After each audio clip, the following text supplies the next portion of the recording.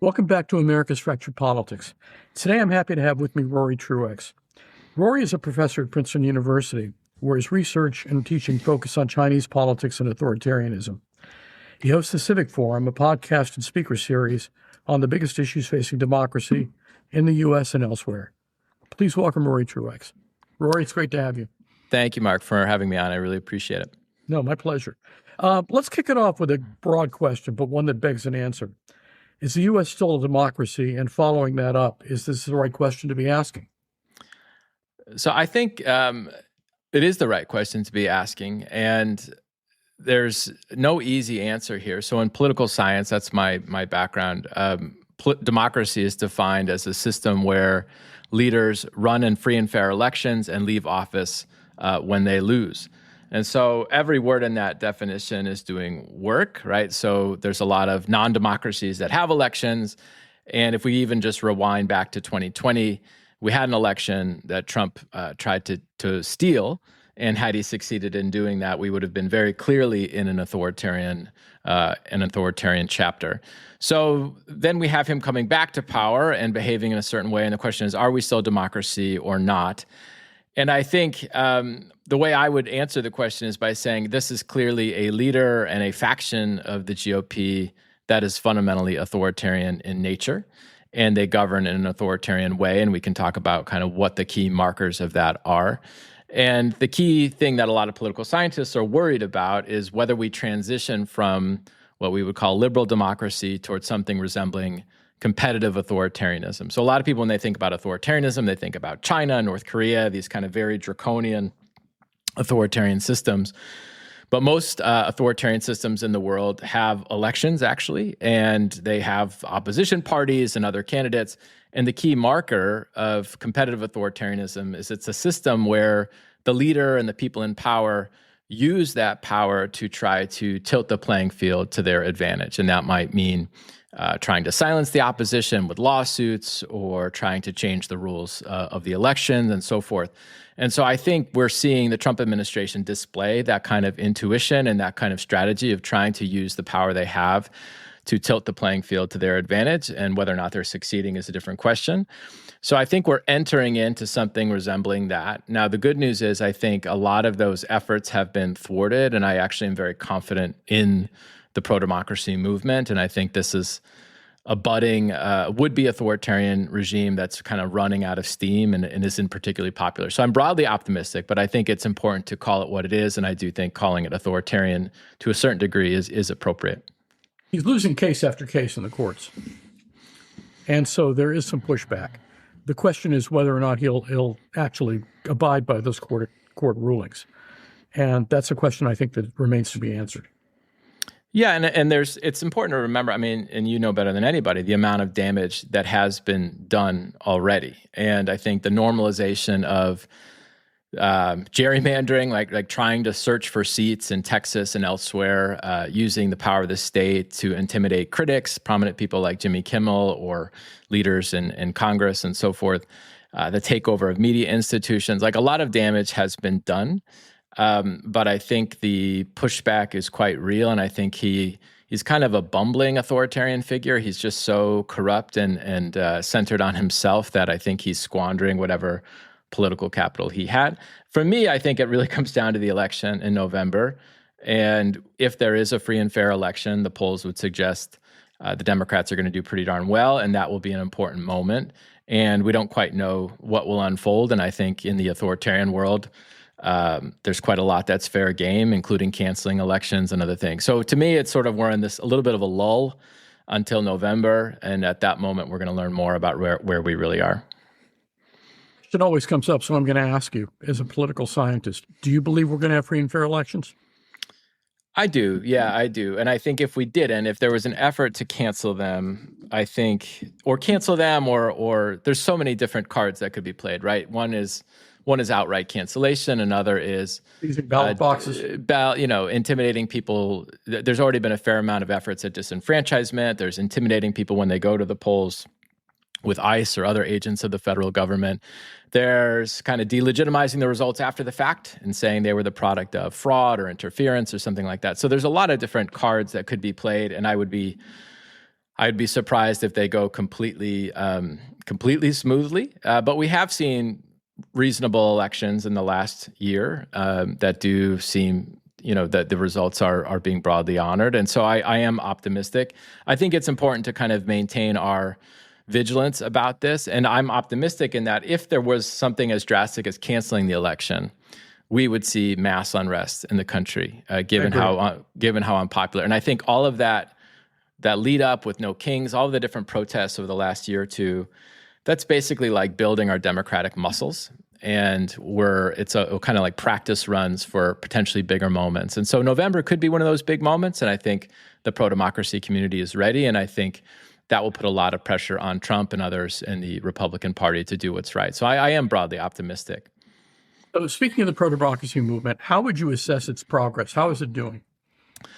It's hard for me to tell. I mean, I think on the one hand, so things that are good is we've had the largest protest in American history, and that's not nothing. And that's a very significant event. Those are very significant events. I've gone to them with my family, and they're all over the country, and they're cutting across broad swaths of society. So we have mass mobilization. I think our democratic immune system is kind of firing into gear, and it's creating a political consciousness that wasn't there. Like even for me personally, like I study China. I'm a China scholar. Like that's my trade.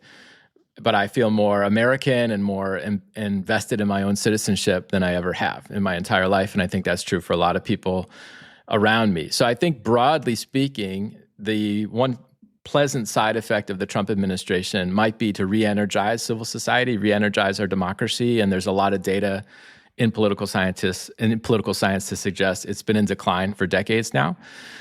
Now, I think another big question is how broad is that coalition? And for me, I've been noticing, I don't know if you share the same observation in DC, that the movement skews a little older.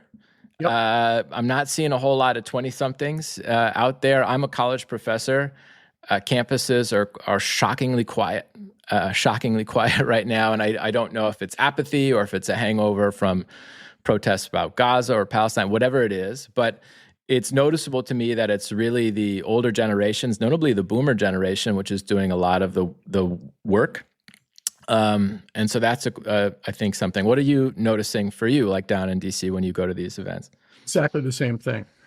We probably have more students here than in many other places because we've got a good, vigorous university life here in Washington and a lot of very politically active and politically conscious students. My own opinion is that this country is exhausted and somewhat apathetic. And I think that the pile-on effect of all of Trump's scandals has exhausted people to the point where they just don't feel the need to go out into the streets anymore because what's the use? I think what it will take is exactly what we discussed earlier, and that is an effort to tamper with the elections.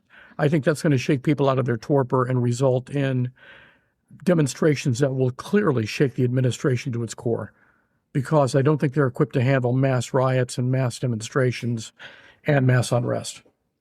Yeah, and I think you're right. And I think I'm glad you brought up this idea of a torpor or apathy or that kind of feeling. And we know that this is core to how authoritarian regimes function. Like I studied China. They thrive on political apathy. They want to teach people that political participation is sort of useless and that they can't make a difference. And we've talked about this before this podcast, that this idea of flooding the zone. Like there's just so much going on. There's so much to be angry about that at some point your body feels that cortisol, that tension, and you decide you can't live in the news cycle like this for 4 years. There's a real cognitive, emotional cost to people. So I think people are checking in, checking out. I think it's hard to stay furious for 4 years on end.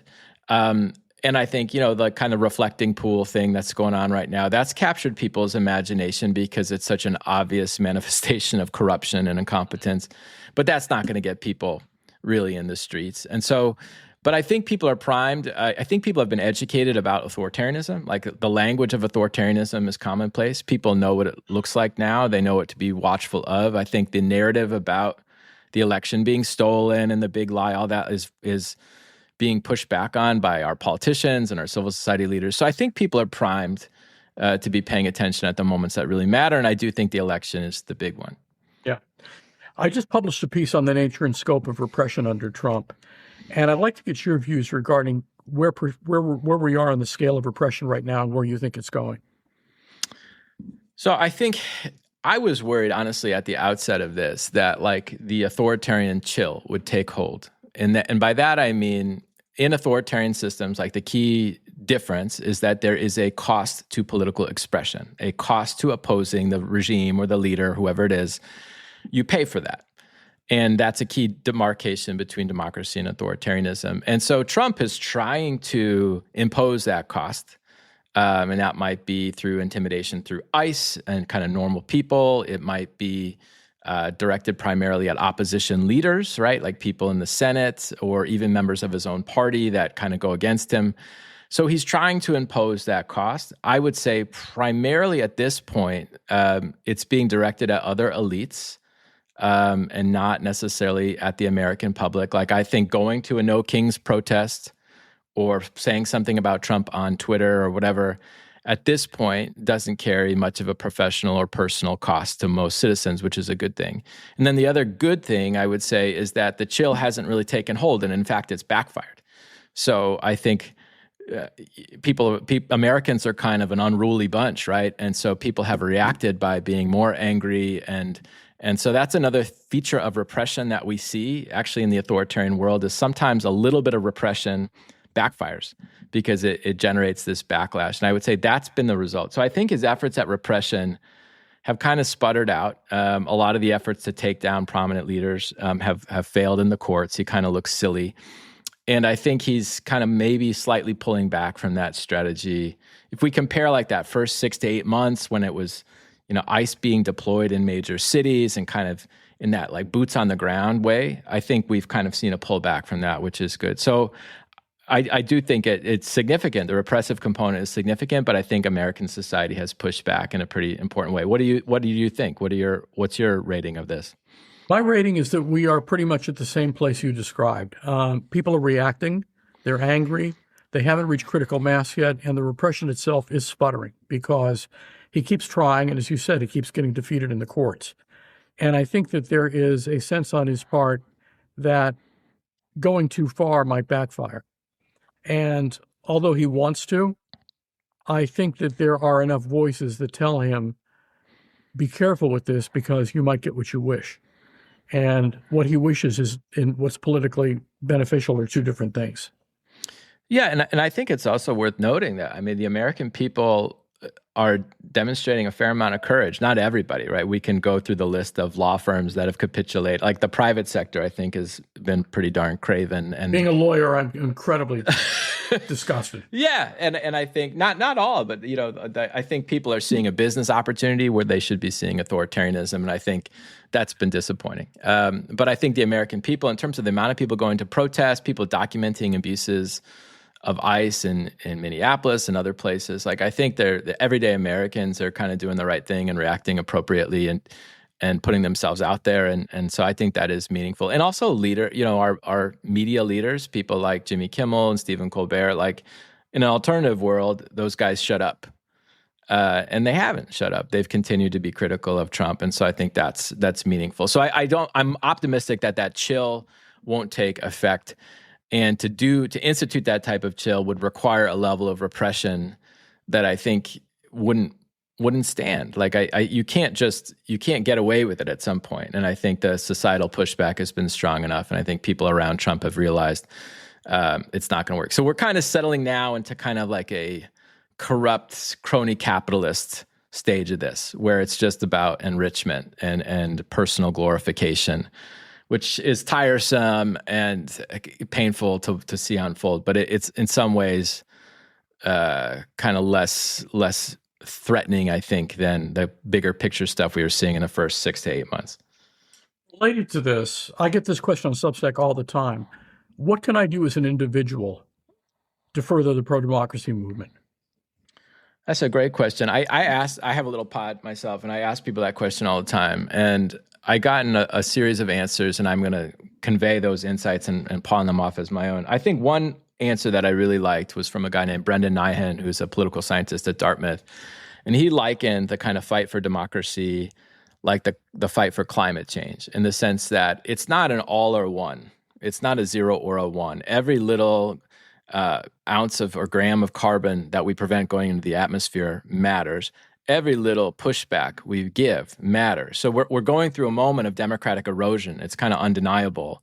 But the question is how steep is that decline and how long it lasts? And for that reason, every little pushback matters in whatever domain is your expertise, right? So part of this is that there's so many different attacks happening at once. There's attacks on science, right? And the independence of science and scientific ideas. There's attacks on universities.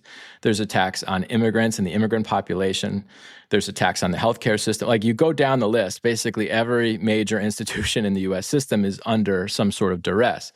And we can't fight every battle at once. No one person can do that, right? But we can find the domains that we care about, that we have expertise, and mobilize and participate however we can. And I think that's like the number one piece of advice is stay active. Like this is the time in our lives where we should be more politically active and mobilized than any other time in our lives ever. That's hard to sustain, but it's important to find the domain, the area that you care about and try to figure out ways to engineer some sort of difference. And if we all do that, there's millions of us, right? If we all do that, that collective pushback does really matter. And that's like the power of small number, like power. There's a famous essay by Václav Havel about the so-called power of the powerless. Like that's the grand theory of authoritarianism, is that we have one leader, one small group of people trying to amass power against a large number of people who don't have power, but collectively we do. So I really buy into that, and I think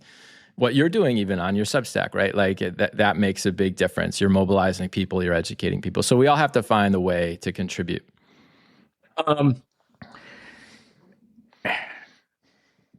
Just for people who want to know where they can participate, I'd recommend getting in touch with Indivisible and with 50501. They're both doing great work, and it's a way to get involved personally, in part, as well as as a component of a larger group. So I'd recommend that. Moving back to historical context, how would you describe Trump and the Republican Party in a historical context? I think so. Trump is kind of the most kind of obvious manifestation of this broader political movement in our country that's centered on, I would call it white supremacy, white nationalism, and that type of political movement is often associated with authoritarian underpinnings. And so I think of him as an extension of that type of movement. I think he's both a product and a symptom of a deeper cynicism in American society. And I think if you look at data, how Americans feel about democracy, people don't buy into it anymore. They don't feel like the system is working for them. And that's why they're gravitating towards populist politicians, both on the right and the left, people that are saying the game is rigged, the system's broken, let's tear it down. And Trump has one version of the tear it down. Other politicians have others that I think are actually more palatable. So I see him as an extension of angst and grievance. And my hope, Mark, is that if you talk about the long arc of history, I think we're living through this chapter. We've been in the Trump chapter since 2016, which is a long time. My hope is that maybe this leads to some sort of restoration of American democracy. I think one favor that he's doing for us is he's revealing everything wrong, right? So we're militaristic. We're doing doing unnecessary wars in the Middle East that are ill-conceived. He's blatantly corrupt. He's shown what gerrymandering really looks like and why politicians shouldn't be able to select their voters. It should be the other way around. So he's just showing us everything that's wrong all at once. And maybe it will create a political will to kind of think bigger about systematic reforms to our democracy and how we can enliven it a bit more. That's kind of my broader hope that I cling to. I don't know if that answered your question. It does. Yeah. It does. A follow-up question. There is a theory that's gained some currency that were it not for Barack Obama, Trump would not have been possible. What are your thoughts? Yeah, so there's actually a wonderful scholar, Julia Azari. She's at Marquette University. Yeah, she's a scholar of the presidency, and she makes this argument. She calls it kind of the backlash theory of the president, and she's actually on Substack. I would encourage folks to subscribe to her. Yep. But it's very much this idea, right, where when you have efforts at basically reshaping the racial order and moving towards more racial equality, that can then lead to a white backlash against that moment. And so you could argue that Trump is a manifestation of that. I mean, obviously, part of his rise to power was delegitimizing Obama, and he was one of the key leaders in the birther movement. He's got a long history of kind of racial language and so forth. At his stupid UFC fight, one of the fighters, I don't know if you saw this, said Michelle Obama was a man. You know, and so it's just blatant, nauseating racism that's been normalized in a way it wasn't even in 2016 to 2020. So I do think there's a part of that. And I think part of what's deeply saddening about this is basically race has all long been used to divide the working class, and working class people are kind of widely underrepresented in our system, and the U.S. has higher levels of inequality than almost any other country in the world. And so it's people are being sold kind of a race war in substitute for policies that might actually help them economically. So yeah, I do think it's easy to interpret it through Obama, the kind of backlash to Obama, for sure. My sense is that the Trump gave permission to the people that constitute the MAGA movement to be racists, to be xenophobes, to be Christian nationalists, to embrace despotism. What do you think? Yeah, and I think there's a noticeable shift from the first Trump administration to the second Trump administration, where there's an absurdity to the kind of racial politics of this current Trump administration. Because if you remember the first 6 months, there was a lot of concern about anti-Semitism, right? And they went after Harvard on the grounds that it was fostering anti-Semitism. They were using that as a kind of tool to attack certain institutions. Yet the administration was filled with people who had espoused racist beliefs, including some Nazi beliefs.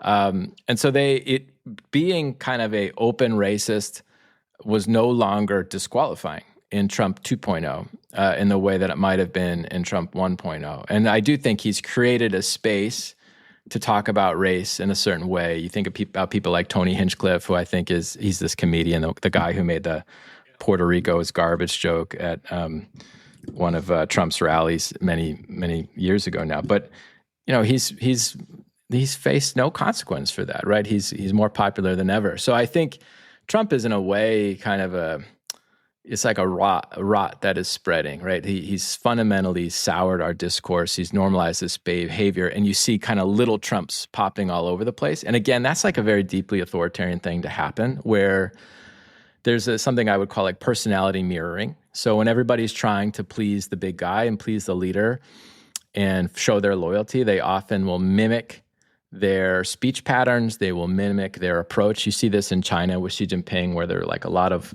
what they call wolf warrior diplomats that were kind of parroting his kind of more bellicose language. So you see that here, where there's hundreds, if not thousands, of little Trumps now talking the way he talks and kind of conducting themselves the way he does. And so that's really hard to watch. And it's my hope is that we kind of return to more civil era in the post-Trump period, but it's been a long time now. And I worry about Gen Z. I was having a conversation with Jasmine's son, who's a Gen Z substacker, and she's talking about Gen Z nihilism. Like these people, that their political socialization has been entirely in the Trump period. And they don't trust anything anymore. There's a certain kind of get mine type approach to their lives, and they don't. I don't know. So it's. I think there will be lasting effects on our politics for in the post-Trump period. But yeah, I don't know. I'm rambling now. No, you're not. It makes perfect sense. Let's move from the structural to current events. Do you think the Epstein files are going to make it back into the news cycle, despite Trump's efforts to distract with monuments and reflecting pools and UFC fights and celebrations in his honor and the like? I hope so. I hope so. I mean, it's distraction is the right word, right? So it's like we fall for it every time. The Iran war, I don't think was one big distraction, but it was pretty darn convenient to kind of shift the news cycle, and I think it was a play to kind of get a rally around the flag popularity effect from war that kind of backfired because the war didn't work. it didn't work because the war was just so ill-conceived and so forth. So yeah, he's good at distraction. The UFC fight, July 4th. Now we got the World Cup. People's attention spans are short. And I think people have, unfortunately, probably resigned themselves to this impunity component, right? Like that people have come to accept that there's a degree of elite impunity in American society, and it's quite sad and disturbing. So we'll see. I think if it were to make its way back into the news cycle, it's going to have to be because somebody makes, some sort of prominent leak or Democrats win power. Accountability will need to happen. It might not be in the next 6 months. And I think the Trump administration has, they have control of the narrative. They're in control of the files. And so unless something changes, I don't know. What do you think? You're closer to you're in DC. I'm sitting here in Philly. They're going to come out someday. Someday. Yeah. I think someday we will. Somebody will leak it. Someone will leak it. And I'm actually, will get their hands on it. And I'm shocked it hasn't already. I mean, that's what's surprising to me. And I'm not calling for someone to leak it, but it's such important information and sensitive information. I do think there's been a cost, right? So anytime he does something like this, whether it's the invading Iran, whether it's not releasing the Epstein files, there is a public opinion cost to him, right? And he's eroding his own base. People like Joe Rogan, others on the kind of MAGA influencer sphere, they're kind of distancing themselves from him a little bit. And his popularity is down to, I think, 37, 38%, which is sort of the floor in American politics and potentially even getting below that floor. So I don't think it's without cost. And for me, the other cost, one thing that's important is to stick this on everybody else, because we often think about this as Trump, but Vance clearly wants to be president. Rubio wants to be president. And these people are complicit.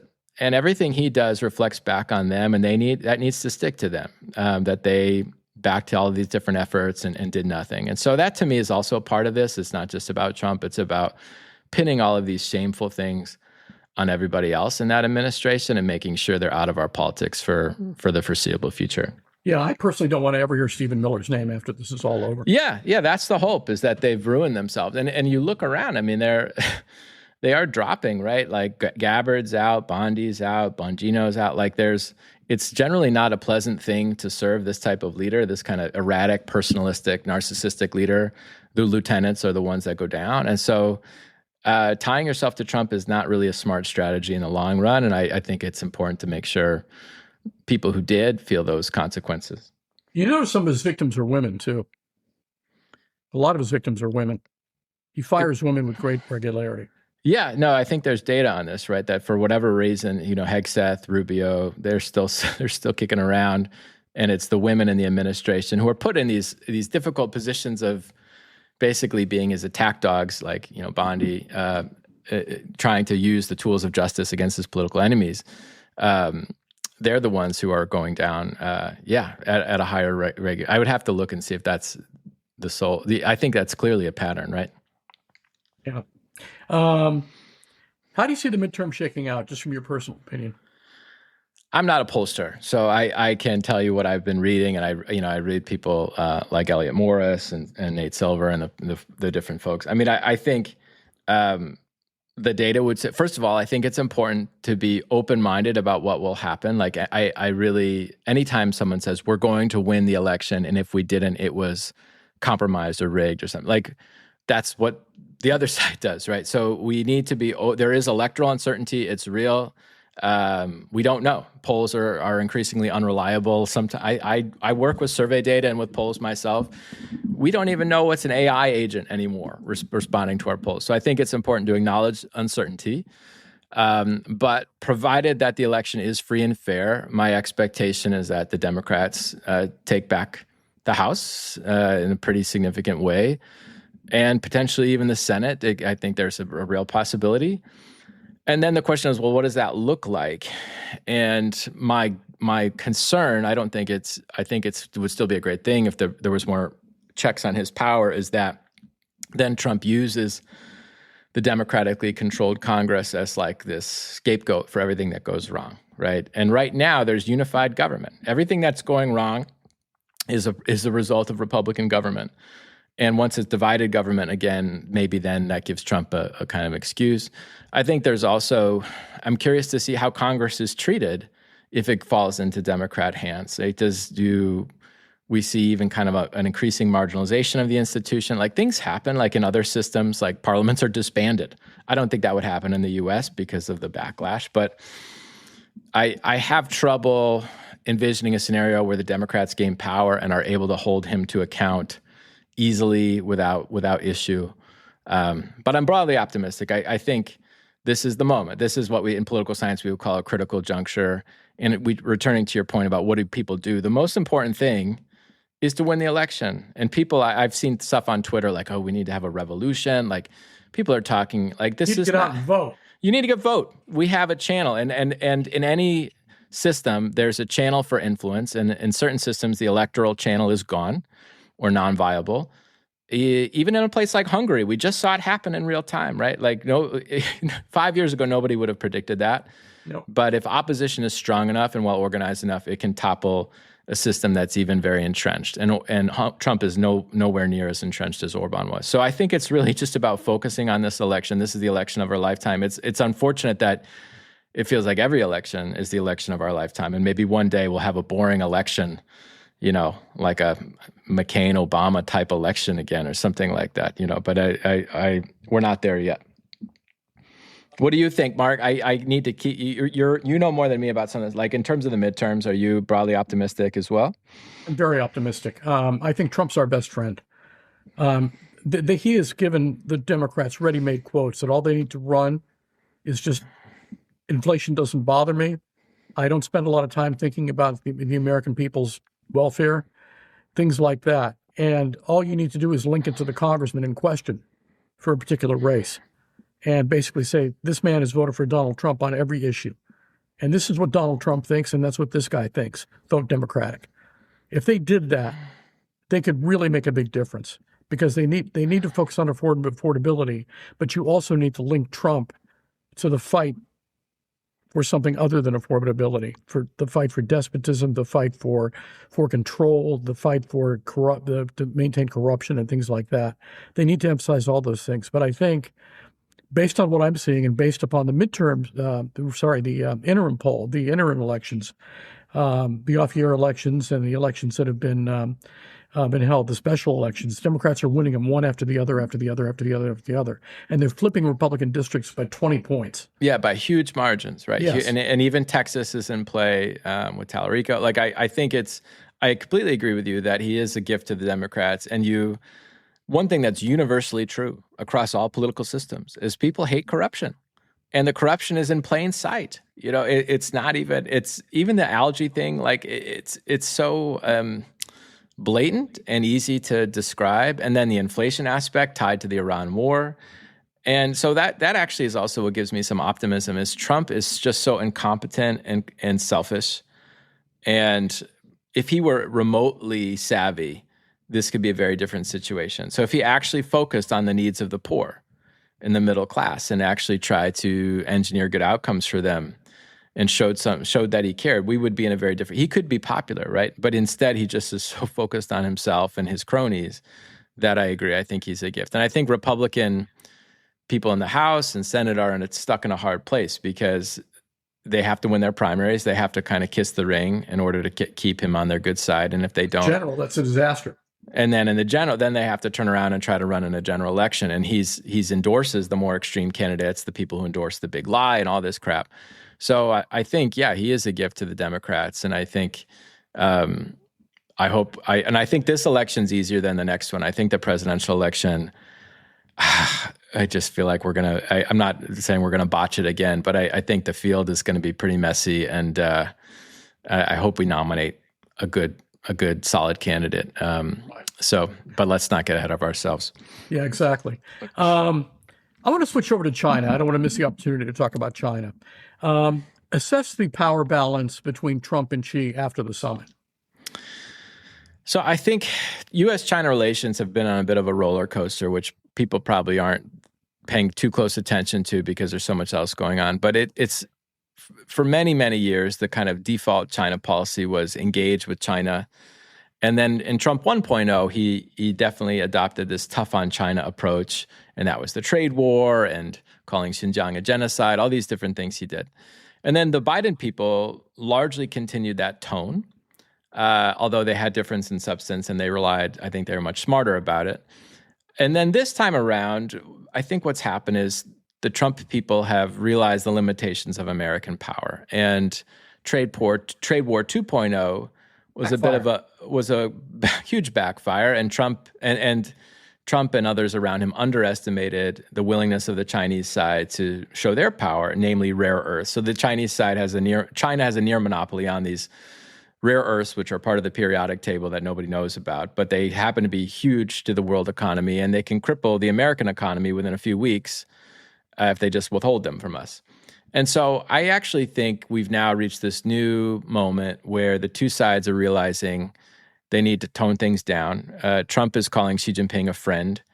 That worries me because Xi Jinping does not actually have any friends. And so Trump thinks that their kind of personal relationship is going to stabilize things. So Xi Jinping met Trump and then turned around and met Putin. That shows us a little something about what he really cares about. So I think, for me, honestly, when we got in this round of the Trump administration, I was worried about war with China. I was worried about kind of instability. I think we've settled into kind of a coexistence moment here. I think both countries are dealing with a similar issue, which is the economies are kind of sputtering along. AI is going to present real challenges. Youth unemployment in China is about 20% in certain parts, and a lot of these people are really highly educated graduates who can't find work. And so an AI could potentially displace that even more. And unemployment is bad for any government, especially an authoritarian government. So I've always thought of Xi Jinping as primarily domestically focused because the CCP is always worried about domestic stability. I'm broadly optimistic about the relationship, this kind of broader stability holding. And I think Xi Jinping looks at Trump as I think he knows how to deal with him now. They've been studying him for a decade. They know he's prone to, he likes flattery. He can be bought. He can be his ego can be managed. And Xi Jinping is going to outlast Trump. That's the Chinese side thinks in terms of 5, 10, 15, 20-year time horizons, not 2 to 4 year time horizons. And so he's just another American president to be dealt with for Xi Jinping. Yeah. On the domestic front for China, what do you think happens as China depopulates? I mean, the birth rate's going down, down, down, down, down, and they're not replacing them with, and people are getting older. What's your thought? This is a major concern, and this is often striking to people. So if you look at population projections by 2100, so this is quite a ways away, several decades away, there's projections that say China's population might be 800 million to a billion, so a major contraction of the population. And they're trying to change that. So the one-child policy is a relic of the past, and now they're actually engaging in what we would call pro-natalist policies. They're trying to get young people to have babies. And their local governments are almost in this race to do so. They'll provide cash incentives for couples. They'll do anything they can. But young people aren't having babies at the same rate. I'm of that generation. I have 2 children myself, but my whole generation is having fewer babies. So all of us are having fewer kids because the world is so uncertain and the economies are so uncertain. So I think what does that mean for China? I think a few things. One is the kind of stature of China on the global stage may well decline. Part of what makes China so impressive is just the sheer size of the population and of the market. And if the population contracts, that might decrease China's stature. People talk about peak China. Has China's power already peaked? I don't think it has, but maybe it will have in 30 years or so. And that's striking. And then how do you sustain economic growth? And I think the big question for all of these countries is what will AI do? And how will they manage the transition towards AI being integrated into the labor force while maintaining stability and economic growth? And so those are big, big, big fundamental questions that China and the U.S. are both going to have to answer at the same time. Will China ever invade Taiwan? Oh, man, you're getting right to the core of it. I'm more optimistic than most people about this. I am too. I think, and I'll give you my hot take. So for those who don't know, Taiwan is, within the Chinese system, Taiwan is considered basically a renegade province. It operates basically as an independent country, but cannot be recognized as such. And so it occupies this kind of murky status in the international system. And we know Xi Jinping has, for many years, and many Chinese leaders have sought reunification with Taiwan, and they talk about peaceful reunification, but there's always this kind of underlying threat of invasion or military coercion. Now, there's a big question of, is China going to just press the button and go for this thing? And I would give you two reasons for optimism. One is, I don't see the domestic political calculus in China. So if this is a regime that's concerned about domestic political stability, they don't need this. They still enjoy relatively high levels of support.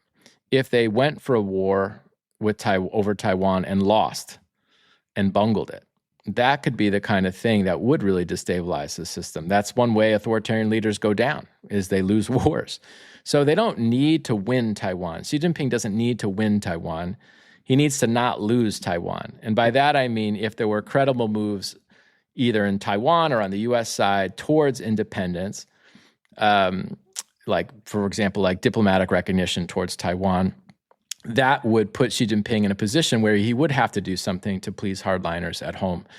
And so that's why I think for the US side and for others, like, supporting Taiwan means ensuring deterrence is there, military deterrence, like a military commitment, I think is important, but also simultaneously reassuring the Chinese side that we're not moving towards some new equilibrium, some push towards independence. And both those pieces are important. And then the other thing that's noticeable in China is Xi Jinping has purged his military. So he recently purged this guy, Zhang Youxia, who he's known since kindergarten. And the PLA is a notoriously corrupt and inept organization. It hasn't been to war since the 70s. And they're looking across at the U.S. And doing what it's doing in Venezuela, Iran, and they don't have that experience or capacity necessarily. We don't quite know what the PLA, the People's Liberation Army, is capable of. And so, and then you're gutting the top leadership at the same time. So I just don't think they're quite ready, and it would be a high-risk move, a very, very high-risk move.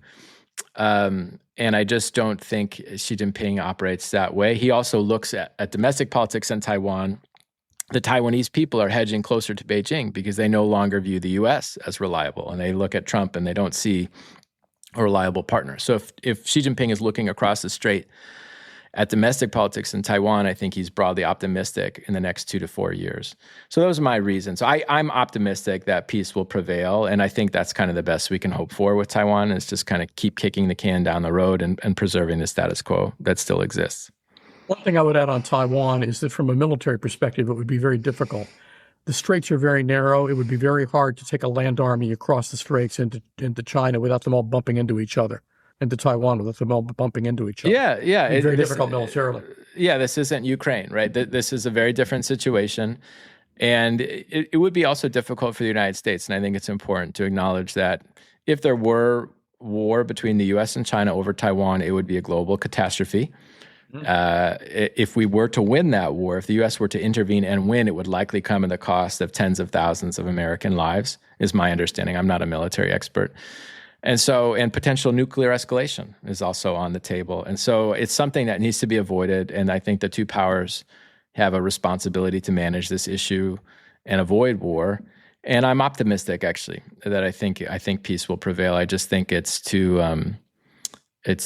too risky on all sides. And I think the current situation works for Xi Jinping, because what can Taiwan do? You can blame your problems on the U.S. You can foment nationalism.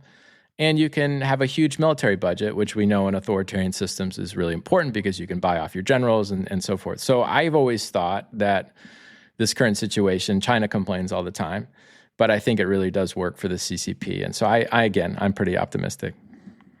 Sort of like Netanyahu, but in a different manner. War begets him. He needs war in order to survive. So a forever war for Netanyahu is basically a necessity from his own personal survival standpoint.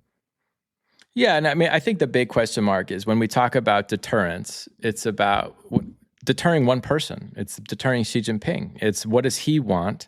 He's aging, and he's thinks of himself as a great man of Chinese politics. He talks a lot about national rejuvenation.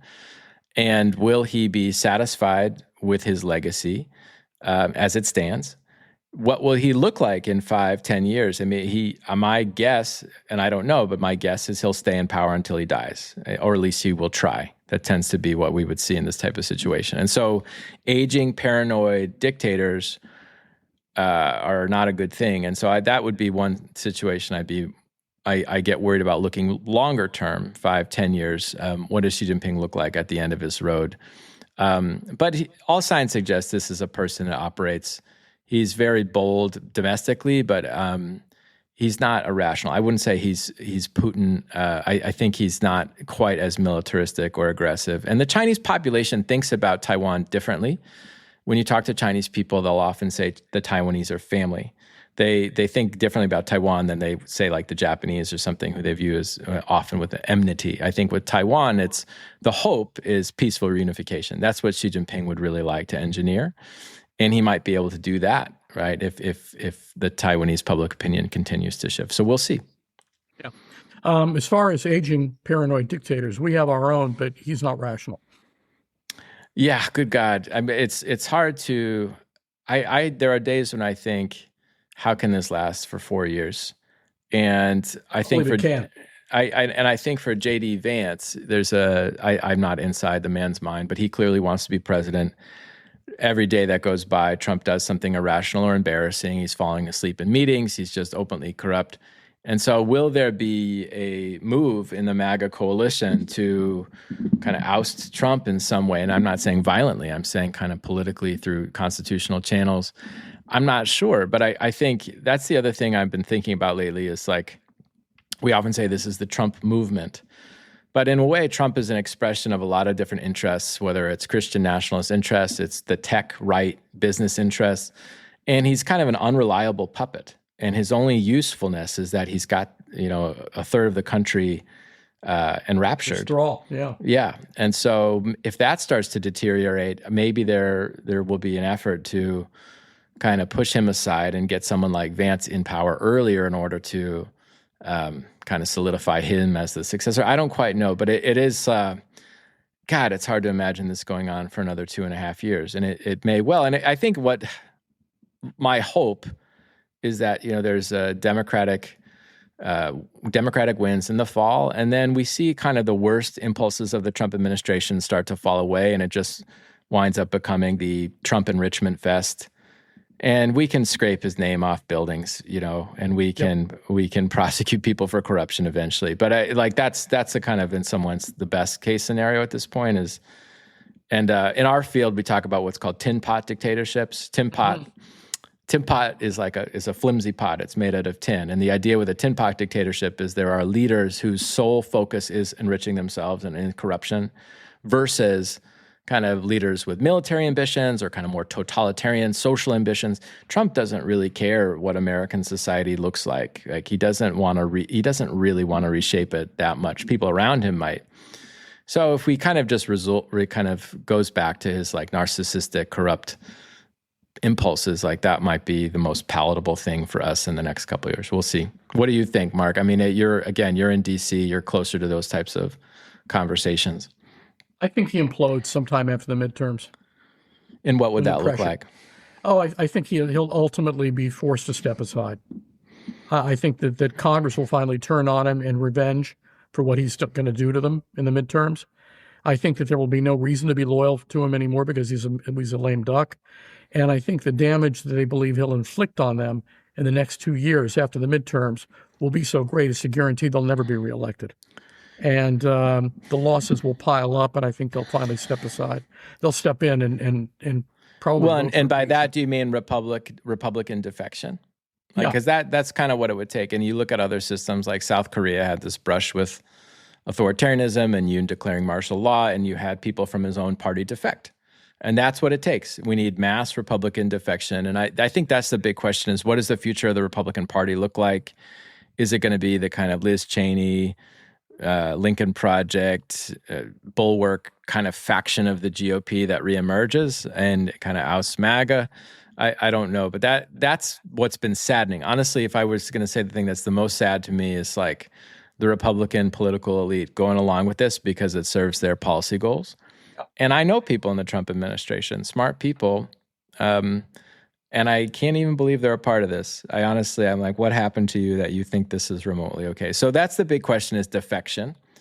And I think what you're alluding to, like we're seeing a little bit, right? Every time you fire somebody, Gabbard's out, Bondi's out, Noam's kind of marginalized. Every time you do that, there is a cost, right? Like these people can be whistleblowers. They can, Marjorie Taylor Greene is part of the resistance now, right? Who would have predicted that? So I think this defection story is the one. I think you're right. I think it's the one to track. And I'm glad. Thank you for sharing some optimism about that. I didn't have that myself, but I appreciate what you said. I mean, my thought is that the Republican Party is in for a very long period of exile, because there will be infighting that will last for years. Yeah, and the hope is that, I mean, in political science, we talk about parties that are loyal to democracy itself. And in like Stephen Levitsky and Daniel Ziblatt, they have this book, How Democracies Die, which is like really important read for people. And does the party honor the results of elections? Does it denounce political violence? Does it do basic things that signal that it's loyal to democracy itself, or is it more authoritarian in nature? And under Trump, the GOP has tipped. It's no longer loyal to democracy, and the whole big lie narrative and Save America Act is just one symptom of that. So that's the big question: is will people repent? Will people who went along with Trump face real electoral consequences, societal consequences? And it could be painful. And my hope is that those kind of more moderate voices reemerge, and we can do what we can to elevate them. Any final thoughts? I was just say thank you for doing what you're doing. And we had talked about making small contributions to democracy however we can. And I've been following you on Substack for a while, and I think you have a nice balance between speaking with the emotion that the moment needs, but also keeping cool and writing about things analytically. So I just want to say thank you for having me on and for doing what you're doing. I really appreciate it. It's my pleasure. This has been an incredible conversation. I hope people listen in. I know that I just found it incredibly educational and enjoyable, and we'll hopefully do it again soon. Yeah, anytime, Mark.